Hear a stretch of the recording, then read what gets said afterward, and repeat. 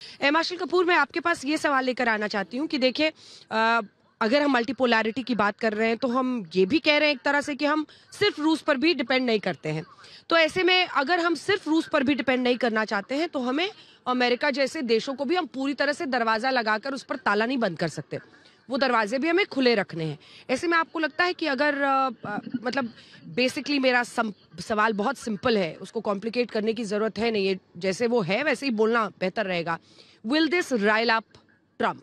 मतलब क्या Donald Trump, आपने एससीओ समिट के बाद वो फोटो देखी होगी डाल के जो उन्होंने लिखा, जब उन्होंने देखा रशिया, चाइना और मतलब प्रधानमंत्री नरेंद्र मोदी, शी जिनपिंग और पुतिन एक साथ एक तस्वीर में थे, उन्होंने क्या क्या लिखा। तो ऐसे में क्या हम अमेरिका और खास तौर पर ट्रम्प की नाराजगी भी मोल ले रहे हैं? दुनिया जानती है भारत और रूस के संबंध। एंड नो डाउट ये जो विजिट है 4 और 5 तारीख को प्रेसिडेंट पुतिन की भारत में, इसको पूरा दुनिया और स्पेशली वेस्ट बहुत माइक्रोस्कोपिक व्यू से देखेगा। एंड विदेश में तो एक टर्म है, हमारे साथ जो दिग्गज डिप्लोमेट्स बैठे हैं वो बॉडी लैंग्वेज पढ़ने में माहिर है। वेस्ट में एक नया कल्चर है, तो जब दो दो नेता मिलते हैं, कुछ लिप रीडिंग के एक्सपर्ट्स हैं वो, मतलब बिना कुछ ऑडियो आए भी जान जाते हैं कि क्या बात हो रही है। कुछ लोग बॉडी एनालिस्ट हैं। बट जो आप हाँ। तस्वीर अभी दिखा रहे हैं आपके फ्रेम में, उसमें जो बॉडी लैंग्वेज है हमारे प्रधानमंत्री और राष्ट्रपति पुतिन की, वो इन सारे मुद्दों से बहुत ऊपर है।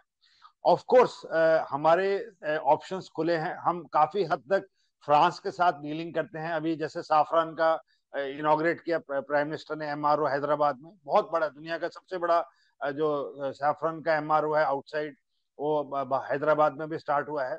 दूसरी चीज, हमने अमेरिका से अपने कई हथियार लिए हैं जो कि नॉन कॉम्बैट रोल में, चाहे वो हमारे C-17 हैं, चाहे C-130 हैं, अपाची, चिनूक्स, नेवी के P-8Is, एंड ये जितने एयरक्राफ्ट हैं जो अपाची आर्मी के लिए भी आए हैं, तो ये सब अमेरिकन आइटम्स हैं हमारे आर्सनल में।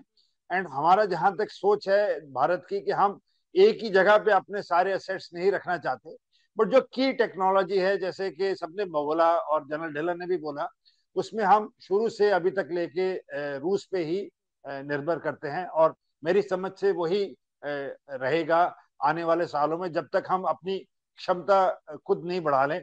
और उस क्षमता बढ़ाने के लिए भी हमारे को रूस की मदद चाहिए, जो कि एविडेंट है।